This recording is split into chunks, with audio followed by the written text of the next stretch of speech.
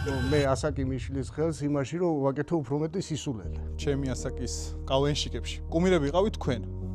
აი თქვენი თაობა. მადლობა. სად გადაწყვიტეთ რომ აი კავენშიკი უნდა გავხდე? აი შენ ხუმრობაზე რომ ხალხი იცინის. ეს ისეთი ნარკოტიკია, ისეთი ადრენალინია, რომ ძალიან ძნელია გაუძლო ამ ცდუნებას. მე გამიკვირდა ადრე, მითხარით საუბრის დროს, რომ ტექნობომის რეკლამა თქვენი გაკეთებული იყო. აი რამდენი პროექტი იცი შენ სატელევიზიო ქართული, რომელიც შესახებაც ილაპარაკა BBC. აი საქართველოში კეთდება სიმფსონების ანალოგი, სამსონაძეები და მიდის განხილვა რა. სატელევიზიო რეიტინგი დიდი არ ქონდა. არა, ცუდი იყო ხო გეუბნებით ახლა. ძალიან ბევრი დაიწერა, რომ ზვიო ბლიაძე მოიწვიეს სტუმრად. ზვიობლიაძე იყო. შემოგევლოთ ჩემი თავი, გინა. მოგესალმებით მეგობრებო და სანამ გადაცემას დავიწყებ, გეტყვით რომ გამოიწეროთ ჩემი არხი და ლაიქოთ ეს ვიდეო, რადგან უფრო დიდ აუდიტორიას შეხვდეს შემდეგ ჩემი ინტერვიუ. ეს გადაცემა დიდი ქვიზია, მე კი გიორგი კოკაია ვარ და დღეს ჩვენთან სტუმრად არის ჩემი ბავშვობის საყვარელი უმორისტი. ჩემი ბავშვობის ხმა და ჩემი თანატოლების, იმიტომ რომ როდესაც ტელევიზორში მესმოდა ზვიოს ხმა, რაღაცა უფრო ბედნიერი ხდებოდი რა, ესე მახსოვს ყოველ შემთხვევაში. ზვიად ბლიაძე. ტელევიზორს არ გესმოდა. მე ტელევიზორის თაობა ვარ. როგორ ბრძანდებით? კარგად, კოკი შე როგორ ხარ? მეც კარგად, დიდი მადლობა რომ დღეს გვესტუმრე. კარგად. თითქოსში. მადლობა დაპატიჟებისთვის. ნახეთ, ჩვენ ჩემი ასაკის იუმორისტებში, ესე ვთქვათ, ქართულ ლიგელებში და კავენშიკებში, ესე ვთქვათ, რო არ გავართულოთ, კუმირები იყავით თქვენ. აი თქვენი თაობა. მადლობა. თქვენ შემთხვევაში როგორ იყო? აი თქვენი ბავშვობა როგორი იყო და სად გადაწყვიტეთ, რომ აი კავენშიკი უნდა გავხდე?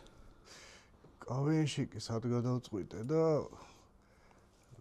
გადავწყვიტე უნივერსიტეტში. მე და გიგა ნასარიძე ვსწავლობდით ისტორიულზე და ერთხელაც შევიარეთ პირველ კორპუსში და გამოკრული იყო განცხადება, რომ მანსაკანისთვის ვეძებთ ხალხს რა.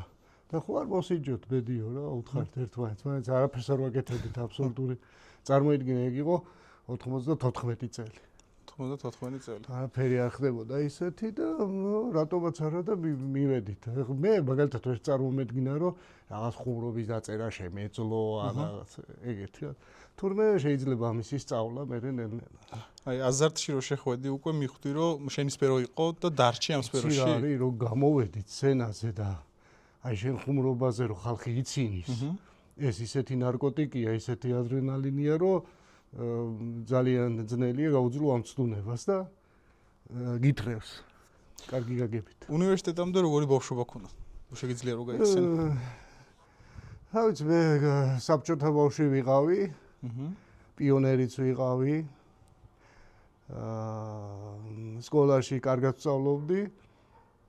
და მე ღონისძიებები თუ იყო, იქაც აქტიური ვიყავი.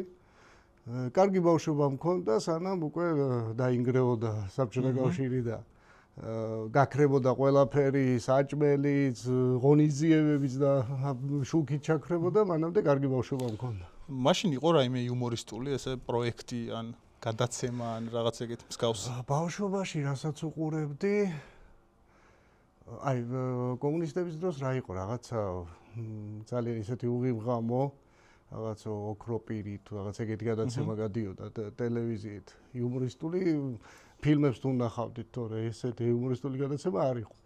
პირველი რაც ვნახე იყო პასიანსი. პასიანსი, კი ბატონო. მაგარი იყო, მაგრამ მომეწონა რა. მე კავენებიც იყო ტელევიზორში გადიოდა რა. მაგრამ აი პასიანსი იყო პირველი ისეთი რა. აი წარსულიდან თუ არის ისეთი რაიმე, რასაც შეცვლით? ეგ ცოტა ისეთი ფილოსოფიური ამბავია, ვერაფერს ვერ შეცვლით და ალბათ არც არაფერი არ უნდა შეცვლო. რაც იყო, ესე იგი ეგრე უნდა ყოფილიყო რა. ყველა შენი გადაწყვეტილება რაღაცით არის ნაკარნახევი. და ჯენზი თაობაში ახ თქვენ ეს პოპულარული ხართ ისევ? იცი რა არის, შენ ხო თქვი ჩემი ბავშვობის ხმა ხარო და აი მაგას თუ გავყვებით ხშირად ხვდებიან ახალგაზრდები ჯენზის თაობა, რომლებიც ბავშვობაში უყურებდნენ ჩვენ გახმოვანებულ მულტფილმებს. ძირითადად უფრო მაგედან, რა, მულტფილმები, ფილმები და რაღაც. ასე რომ რაღაც დონეზე კი პოპულარული ვარ, ეგრე ვთვლი. მე ხშირად მსმენია ეგეთი მოსაზრება, რომ იუმორი, აი რა სადრე თქვენ აკეთებდით, უფრო სასაცილო იყო ვიდრე შედარებით ახლანდელ დროში, რო გადმოვახურდაოთ. რისი ბრალია ეგ თქვენი აზრით?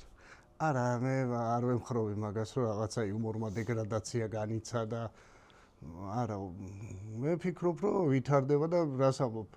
ჩვენ დროს იყო რამდენიმე გადაცემა, რამდენიმე ადამიანი, ვინც მაგ საქმეს აკეთებდა და ახლა ძალიან ბევრია და შესაბამისად რაოდენობრივად რო შეკრიბო, ახლა უფრო მეტ ხუმრობას გაიგებ ინტერნეტში, ვიდრე მაშინ. არა, ნოსტალგიის ბრალია ეგ ყველაფერი? არა, ნოსტალგია რა შუაშია. ანუ ჩვენ დროსთან რა იყო, იცი, რაღაც ნუ აი ახლა 105-ს თუ ავიღებთ, 105 ძალიან ინტენსიური იუმორისტული რადიო იყო, აი 1 საათის განმავლობაში სულ მიდიოდა სულ ხუმრობები, მუსიკა უფრო ნაკლები იყო ერთი პერიოდი, ვიდრე იუმორისტული ჩანახატები, არტები, ხო?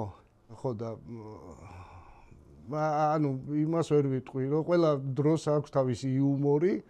აქედან გამომდინარე, ვერ ვიტყვი, რომ ჩვენ დროს უფრო მაგარი იუმორი იყო, ახლა რაღაცა ვერ არის ეგრე, იმიტომ რომ მაგალითად რაღაცა იუმორისტულ ჟანრში არის რაღაცები გაკეთებული, რასაც მაგალითად ახლა უყურებ და მე არ მეცინებოდა უბრალოდ, მაგრამ დავაკვირდი და მივხვდი, რომ ხალხში ძალიან პოპულარულია რა. მე ვეძებდი აი კლასიკური ხუმრობა რაც არის, იმის ფორმულას ვეძებდი ამ ჩანახატებში და ამ გამოსვლებში და ვერ პოულობდი და მეგონა რომ არ იყო ეს სასაცილო, მაგრამ მე მივხვდი, რომ თურმე მოდუნდი რა, დამშვიდდი, უყურე და მივხვდი ხალხს რაზე ეცინება. აი ხუმრობის მუღამი ესე ვთქვათ რა არის? აუ ძალიან ბევრი რამეა ხუმრობის მუღამი, მაგრამ ძირითადად ეხლა რაღაც კლასიკური ფორმულა თუ გინდა, იუმორი არის ძირითადად პარადოქსზე აგებული რაღაცა. შეუსაბამობა არის იუმორი ყოველთვის. რა თქვენ ძალიან გამოცდილი ხართ და ყველაზე ისეთი კარგი იუმორის მქონე რეგიონი რომელია თქვენი ასეთ? კარგი, ყველა რეგიონს თავისი ნიშა აქვს. მაგრამ ყველაზე აქტიურები არიან იმერლები. ანუ ეხლა რო გადავხედოთ იუმორისტულ ბაზარს, იგივე კავენს, მასანკას, ძირითადად ჭარბობენ ხოლმე იმერლები რა. კი ბატონო. მაგრამ არც ქართველები ვართ ნაკლები, არც კახელები, არც სვანები და ასე შემდეგ, რასამ. გურულები რა, იუმორი ყველას აქვს და ყველას რაღაცა თავისებური ეშხია. აი, ხელოვნური ინტელექტს რა როლი აქვს ახლა თქვენს პროფესიაში? ამ მომენტისთვის. ხელოვნური ინტელექტში ჯერჯერობით კარგად ვართ იუმორისტები, იმიტომ რომ იუმორი ვერ ისწავლა, ვერ, აი რამდენჯერმე დავაწერინეთ, სხვაებიც აწერინებენ, ვიცი, მაგრამ ძალიან ჩაანაცვლებს თქვენი აზრით? როგორ? ჩაანაცვლებს სცენარისტებს მომავალში როგორ? ალბათ მომავალში კი, როგორც ყველას ესე თუ გაგრძელდა ამ სფეროს რა ეშველება იქ მაინტერესებს. არა, უნდა ისწავლო გამოყენება, ხელოვნური ინტელექტის გამოყენება უნდა ისწავლო. ხელოვნური ინტელექტი რეალურად ინსტრუმენტია. მაგალითად მუსიკაში მე ვთვლი, რომ ხელოვნური ინტელექტი ის რაც არის ახლა, არის ჩვეულებრივი ინსტრუმენტი. ალბათ ერთ დროს რო გამოვიდა კორგიანი Yamaha, შეიძლება მაშინაც ეგ შოკი იყო, რომ ვაიმე მუსიკოსებს რაღა გვეშველება, იმიტომ რომ ეს დედანატირები თიც დააჭერდა, თელა კომპანიაც უკრავს, ვაში მუსიკოსის ადგილი სადღაა. იქნებოდა ეგეთი, მაგრამ მე ხო შევიწოვეთ, საზოგადოება მივიღეთ, ასე ვთქვათ, რომ ეს არის ინსტრუმენტი და ანუ მთავარი მაინც არის იდეა. რა თქმა უნდა, ის იდეებსაც კარნახობს ის ხელოვნური ინტელექტი, მაგრამ მე რასაც უყურებ ხელოვნური ინტელექტით, მუსიკაზე მაგ შემთხვევაში ლაპარაკი, რაც გახდა პოპულარული, მაინც ადამიანური ფაქტორი უფრო მნიშვნელოვანია იქ რა. იმიტომ რომ იგივე მელოდია, ადამიანის დაწერილი მელოდია ხდება პოპულარული, ადამიანის დაწერილი ტექსტი ხდება პოპულარული, ის უბრალოდ ინსტრუმენტია, გესმის, რომელიც აკეთებს უმაღლეს დონეზე. ძალიან მაგრა აკეთებს, იმიტომ რომ გამოცდილება აქვს, მთელი მსოფლიოს გამოცდილება აქვს, წარმოიდგინე. პოპულარობაზე გამახსენეთ მუსიკაზე. ქართული დისკო იყო ბოლოს, რაც მსოფლიომ გაიცნო. ესე ვთქვი. კი. როდესაც წერდით ამ სიმღერას, თუ წარმოგედგინათ, რომ მსგავსი რამე მოხდებოდა. როგორ ითხრა ახლა? მე ვიცი თქვენ რა ინტუიციებით ფიქრობთ ხოლმე და წერთ სიმღერებს. ესეც რიგითი სიმღერა იყო თუ? რა თქმა უნდა, ერთ-ერთი რიგითი სიმღერა იყო. მე საერთოდ ჩარტებს რაღაც დიდ ყურადღებას ვაქცევ რა არის პოპულარული, რას უსმენენ სოფლიოში და ეგ სიმღერა მომეწონა. იტალიური სიმღერა. და ვიფიქრე რომ ამ სიმღერაზეც გამეკეთებინა რამე ხო თითქმის ყოველ კვირას ვაკეთებდით ახალ სიმღერას რა შოუსთვის და ეგ მაგ სიმღერაში რო უსმენდი არის იქ ახსენებს Coldplay-ს. და ის ვოკალისტი და აი მანდიდან მომივიდა იდეა რომ ხო არ გავაკეთო ეგეთი რაღაცა რომ აი ჩვენ ქვეყანაში რომ ბევრი მომღერლები არიან და რომ ახლა ვითომ რაღაც ჩვენი ჯერია და მე პირველი კუპლეტი არის მაგ სოფლიოს მომღერლებზე და მე ჩვენ ქართველებსაც მივაგე პატივი და დაიწერა. და 6 მილიონი ნახო. გაკეთდა. როგორ? 106 მილიონი ნახო აქვს თუ სწორად? 108 მილიონი ექნება ეს რო გავა ეთერში. კი ბატონო. ხო, მაგდენი ნახო არც ერთ ქართული ვიდეოს არ აქვს. არც მუსიკალურს და არც. ერთად რო შეკრიბა YouTube არხების ნახვა, ეგრეც არ გამოვა 108. არა, როგორ არ გამოვა 108. YouTube არხებზე მაქვს საუბარი და რა სატელევიზიო კვირდებზე. მოიცავ და მაბნე. მოგლეთ რა 108 მილიონი აქვს და ანუ და ეს იმღერა რომ გამოვიდა.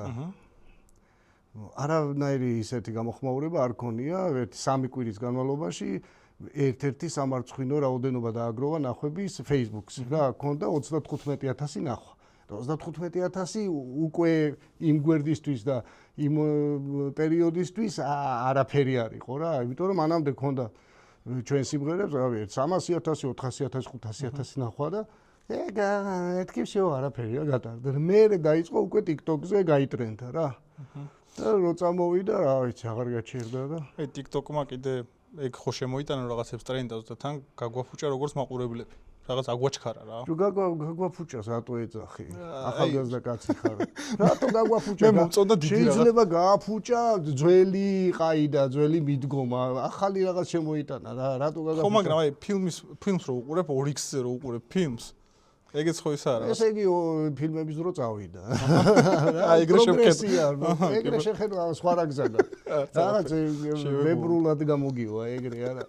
ეხლა და ვიღაცას ეთქვა რომ აი შავ-თეთრი კინო გააფერადეს კინო და დაიკარგა თელი ხიბლი კინემატოგრაფიის, იმიტომ რომ ფილმი უნდა იყოს შავ-თეთრი და მუნჯური.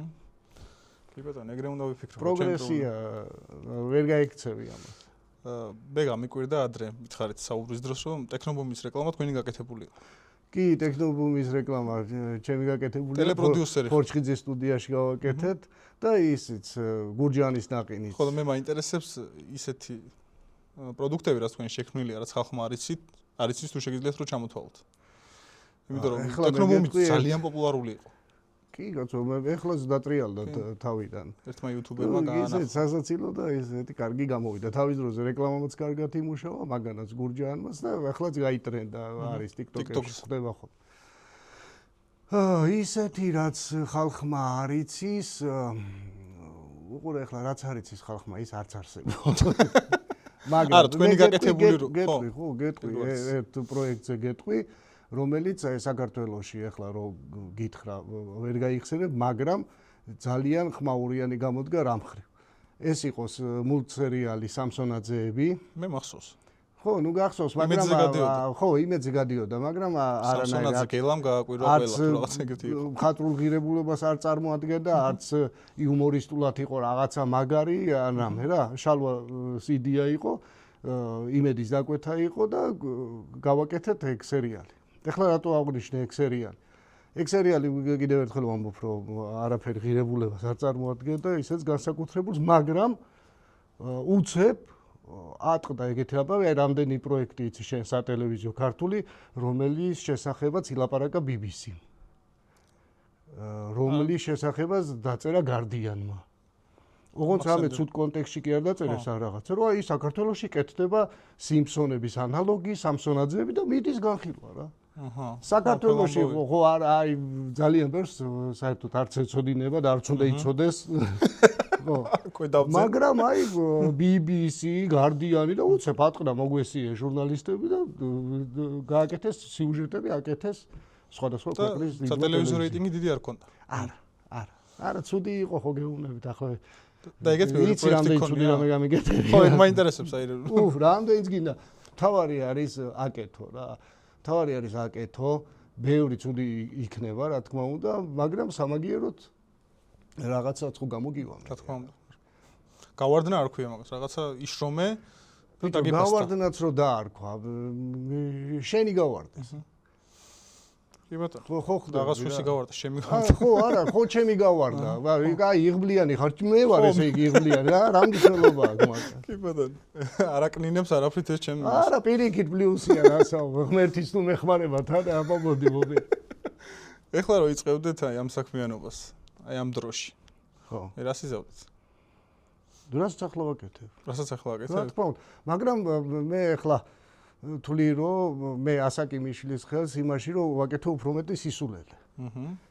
კაი გაგებით სისულელე რა, პოპულარული პროდუქტის შექმნას აუცილებლად ჭირდება სისულელე, გამბედაობა და გავაკეთებ ესე მე იცი რა მე მიყვარს პირადად მე თვითონ მიყვარს რაღაცების კეთება, იმიტომ რომ გონია რომ ვიღაცას ვერ უხსნი კარგად რა მინდა რა. ხო და მაგას გავაკეთებდი. მე რა მახსოვს იცი ერთხელ რაღაც კლიპზე გესაუბრებოდეს. გადაღება მინდა კლიპის მეთქი რა და იმას დავიქირებ, ამას დავიქირებ, თქო მას რა გამოვიდა, მას შენ გაკეთებული არაო. ეხლა მივხვდი რატო ამოხმობს. იცი რა, ხო. სორია, შენ ხო გინდა რომ შენ გამოგივიდეს რაღაც. არა, ეგით შენი გაკეთებულია სინამდვილეში, პროდიუსინგი ეგ არის, რეალურად რა.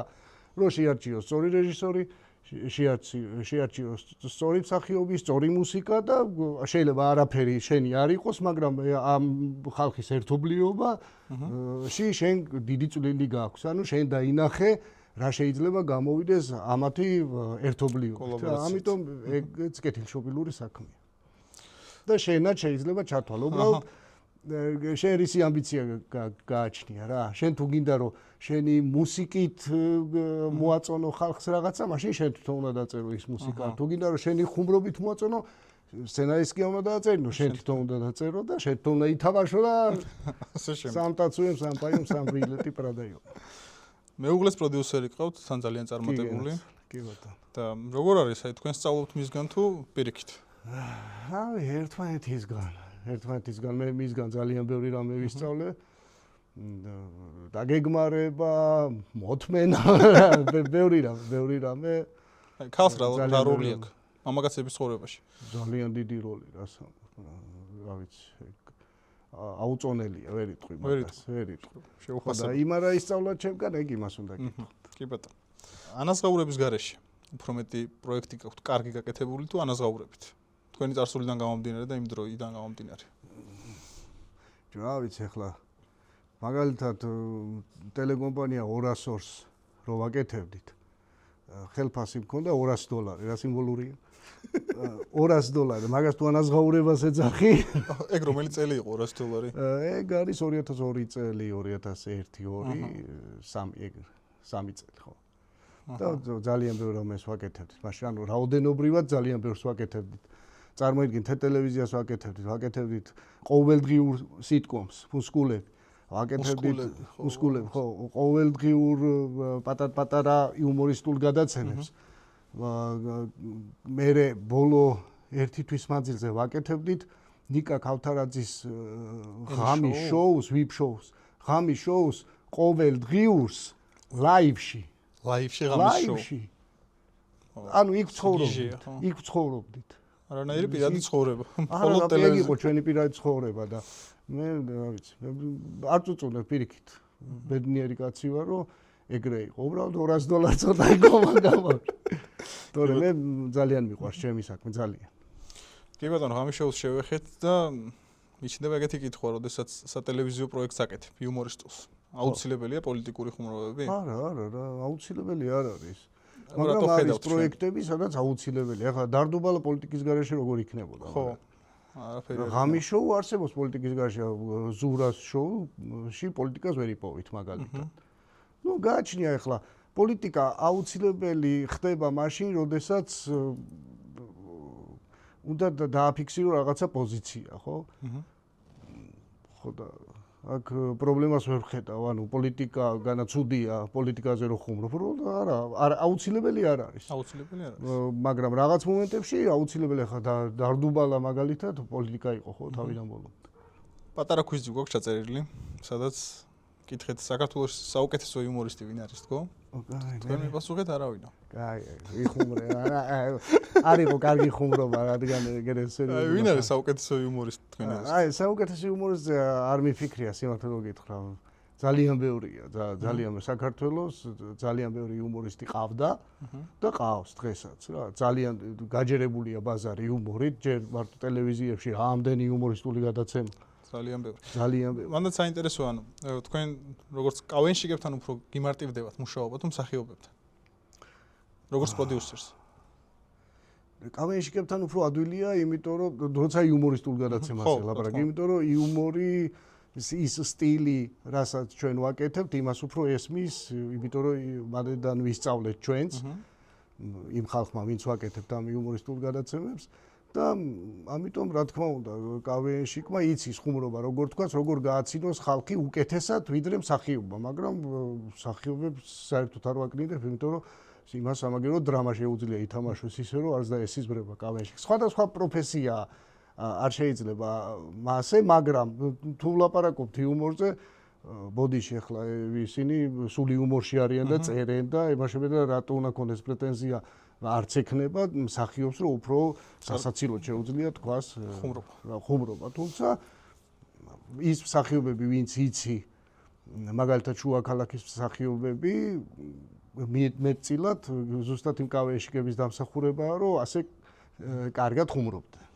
რა თქმა უნდა, მე იმ ხალხს არანაირად არ ვაკნინებ და ძალიან მაგარი მსახიობები არიან და ძალიან კარგად გაართვეს თავი იმ ხუმრობას, მაგრამ მათი სცენარისტები კავენშიკები არიან, მათი მთავარი რეჟისორი კავენშიკი იყო და შემქმნელიც ყველა. ახლა და N-show-ს მე როგორც ახსენეთ, N-show ერქვა თუ VIP-show? VIP-show ერქვა, N-show ერქვა, მე იმედზე რომ გადავიდა. ხო. აი, N-show რო დასრულდა, თქვენი თაობის იუმორისტები, ესე ვთქვათ, ორად გაიყო. ერთმა კომედი გრუპი ჩამოაყალიბა. ჯერ კიდევ მანამდე გაიყო, დიდი ხნის წინ მოხდა. მე ვარ მაგდროს 4 წელი ზუსტად არ მახსოვს. ხო, არა, არ გემახსოვრება. ორად გაიყო და ახარ ვალდებული. ერთმა კომედი გრუპი გააკეთა. არა, მეტად გაიყო უფრო. ერთმა შუა ქალაქი. აი, თქვენ სად იყავით? არა, აი, მაგაშია საქმე, რომ მაგდროს ასეთ შენა სამი ჯგუფი არსებობდა უკვე როგორც მინიმუმ რა. ეს იყო გოგიჩას ჯგუფი, რუსთავიორზე რომ მუშაობდა. რომელიც გაიყო იმ ორ ნაწილად, რაც შენ თქვი, კომედი და შუა ქალაქი, ანუ იმედზე რომ წავიდნენ და იყო კიდე მესამე ჯგუფი, ჩვენ ვიყავით ეს მე, შონზო, მიშამშვილდაძე, საღინაძე, დრუპი და ასე შემდეგ. აჰა, თქვენ აკეთებთ ჩიფსების თაობას თუ ეს პერიოდი მე მაგდროს აღარ ვიყავ, ახლა ძალიან ჩავიხლარდებით რა. ხო და ვისი კითხვა გინდოდა მითხარ და ან თქვენ სად იყავით ამ დროს თქო ეგ მაინტერესებს, იმიტომ რომ ტელეკრამზე უკვე აღარ ჩამხართ. მე იმედიდან გადავედი რუსთავიორზე გოგიჩასთან. გავაკეთე იქ იუმორისტული ფესტივალი და ტაქსი. ტაქსი? კი, ტაქსის ბრძოლი რო ვიყავი და ფულს რო ვათამაშე. აჰა, ეხლა გამახსენდა, კი ბატონო. ეგ გავაკეთე და მე რო გაიყვნენ გოგიჩა და სასტავი რო წავიდა იმედზე და კომედი რო დარჩა რუსთავიორზე, მე საერთოდ გამომიშვეს რუსთავიორიდან მაგდროს 2008 წელს. თქვენ გამოგიშვეს რუსთავიორზე? კი, მე გამომიშვეს ხო. მე ცალკე ვიყავი რა, ანუ გოგიჩასთან კი ვიყავი, მაგრამ ესენი რო გაიყვნენ, მე დავჭი შუაში. დავჭი ვაფშე ის. ვაჰ. და მე უკვე საიდან ბრუნდებით ტელევიზიაში? მე 1 წელი, 2 წელი ვიყავი, მე შალო გამოვიდა ციხიდან. ხო და მე დავიწყეთ უკვე იმედზე ის სამსონაძეები და მე შალვარამიშვილის ღამიშო. სამსონაძეები არა. არა, ბევრი რაღაც არ მაქვს. სამსონაძეები იყო, ეგ არის ეგ ის არის 2010 წელია მე მგონი სამსონაძეებია, მე იმედიდანაც გამოგვაგდეს. იუმორისტებს ესე შევაში ეკთ ეგეთი ცხოვრება მგონი რა.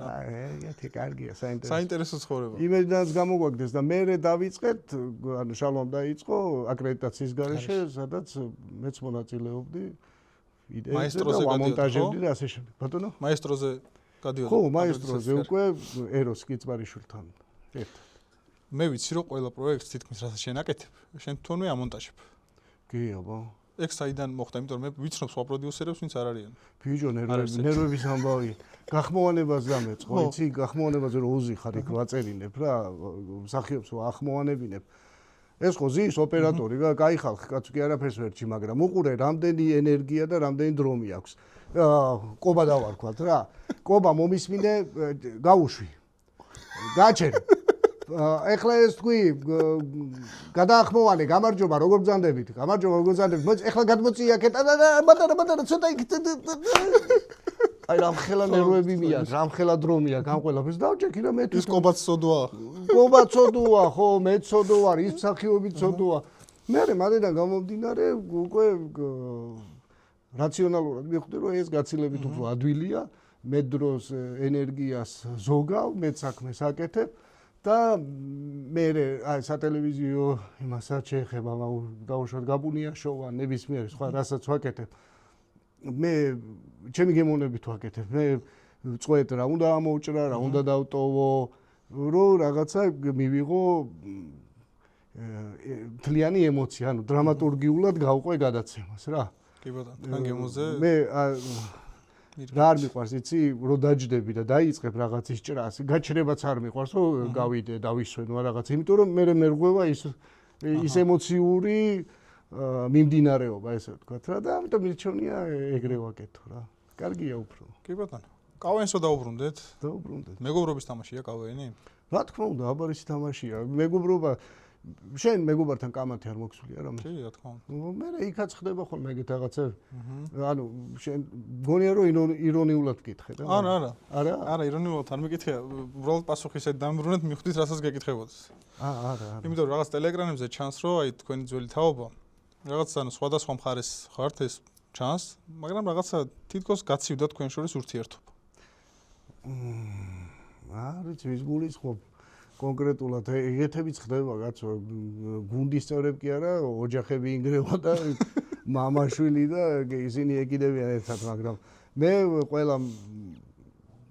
ყველასთან მაკავშირებს თბილი მოგონება და არანაირად ესეთი ცუდი განწყობა არავის მიმართ არ მაქვს რატო უნდა ვქო აქაც პოლიტიკა შემოდის პოლიტიკური შეხედულებები მეგობრობას თუ აფუჭებს პოლიტიკა თუ შემოდის ეგ უკვე საქმეა მაშინ საქმით თუ გამოგდის რომ ებრძვი ეგ ნორმალურია რა იმას რაღაცა ეგრე გუნდი რო ვიყავით ერთად და რაღაც სცენარს წერდით რაღაცა ხუმრობა მომწონდა და მეუბნებოდი რომ მოდი ეს ჩავსვათ პროგრამაში და შეიძლება ის მეუბნებოდა არა ეგ ბანძობა არ გინდა რაღაცა ანუ ეგეთი კამათი მაშინაც იყო ანუ აზრების სხვადასხვაობა ყოველთვის იყო მიუხედავად იმისა რომ ერთი გუნდი ვართ და ერთი გუნდი ვიყავით და რაღაც თანამოაზრეები ძირითად საკითხებში მე მგონია რომ რაღაც პონჩი ახლაც ეგრეა რა მიუხედავად იმისა რომ ძალიან განსხვავდება ჩვენი პოლიტიკური პლატფორმები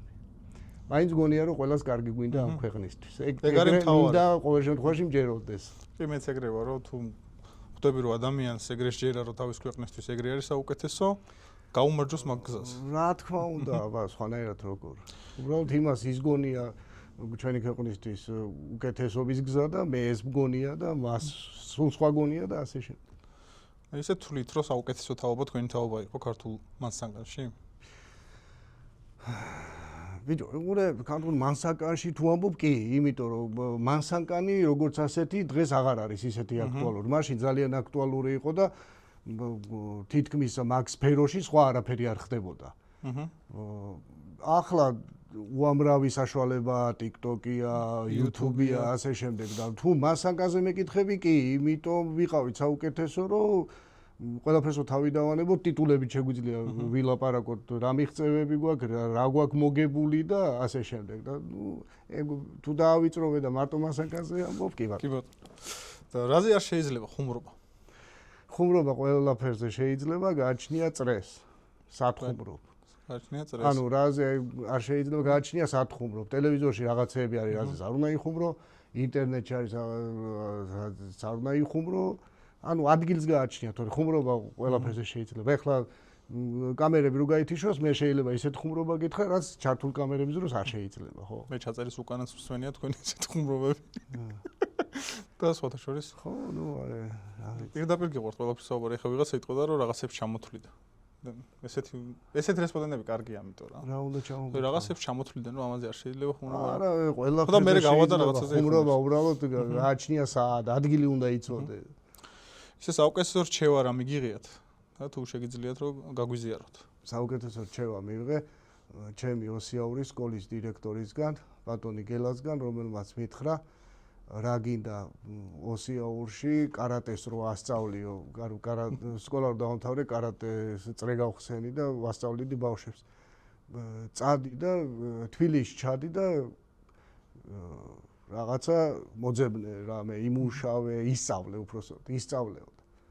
მაშინ ვსწავლობდი მე ისტორიულზე, ოღონდ დაუსწრებელზე მქონდა ჯაბარებული და ვსწავლობ მეთქი მე უთხარი რა ბიჭო კი სწავლობ, მაგრამ ჩადიო იქ ხალხში გაიცანი ხალხი. ეგ იყო ყველაზე კარგი რჩევა. გარდამდეხიანო თქვენი პროფესიის, თორე ისე სავარაუდოდ დარჩებოდით იქ არა?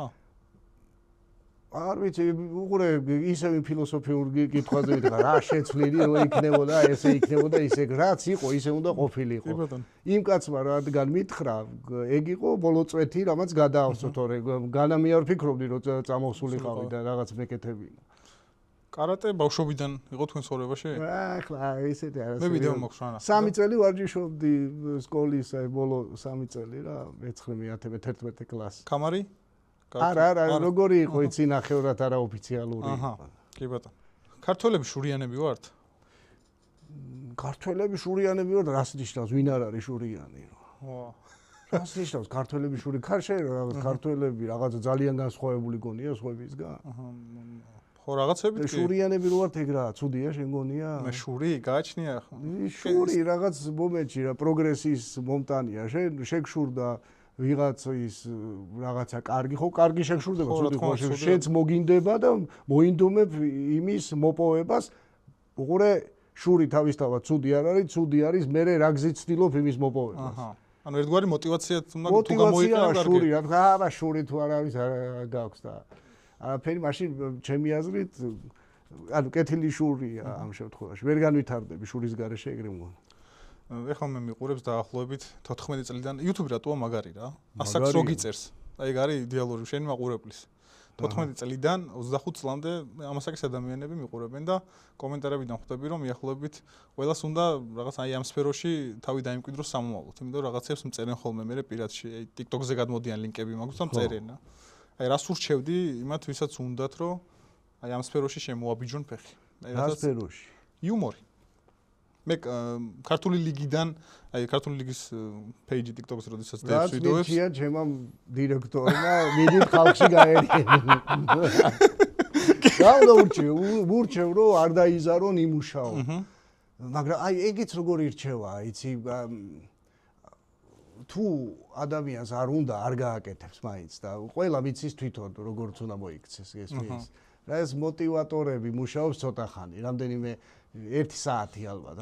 რაღაც ჩაუტარებ ლექციას და შეიძლება აეღზნოს ადამიანი, მაგრამ მალე გასდის და ამიტომ ეგ სულ უნდა გქონდეს.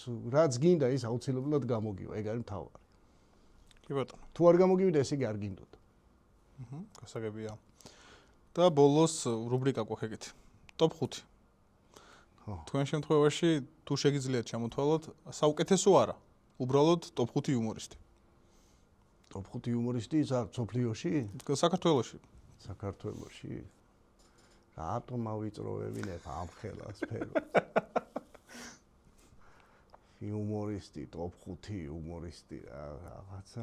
თქვენი თაობის თუ ეხლა ერთ ვიტყვი, მე ვინც გამორჩევა მე იმას ეწყინება. ყველანი მაგრები არის. წინ თოლმე ისე? არა, რაღაცა ისეთია, იცი იმ ხელა სამეგობრო და იმდენი ღვაწლმოსილი კაცია ამ სფეროში, რომ მართლა ძალიან ის არის რა. რა ვიცი. რავი ვიტყვი, რავი შალვა რამიშვილი ძალიან ბევრია გაკეთებული იუმორში 105-დან დაწყებული და რა ვიცი აღარ გავაგრძელებ. დათო გოგიჩაიშვილის ძალიან ბევრია გაკეთებული, ღამიშო შუა ქალაქი, რა ვიცი. 105-ში რათოც იყო კაცო. რავი, მე მივყვეთ რა, ყველა ვინც გაგიათ, მიშა მშვიდაძე, შონზო, გია ჭანტურია, ირაკლი სალინაძე, ნიკა ქავთარაძე, გიგა დასარიძე, გოჩათადაშა, აი უკვე ისეთ იმაში გადავდივარ, რომ თავში ჩამოთვალე ის ადამიანები, ვინც უფრო ხმამაღალია რა, ხალხმა ვინც იცის, რომ აი რა სახელოვანი პროექტები აქვს გაკეთებული. დიდი მადლობა. კიდევ ერთხელ. პირიქით. მაყურებელს თქო რომ დაწეროს კომენტარებში, იმიტომ რომ წინას ძალიან ბევრი დაიწერა რომ ზვიობლიაძე მოიწვიეს სტუმრად.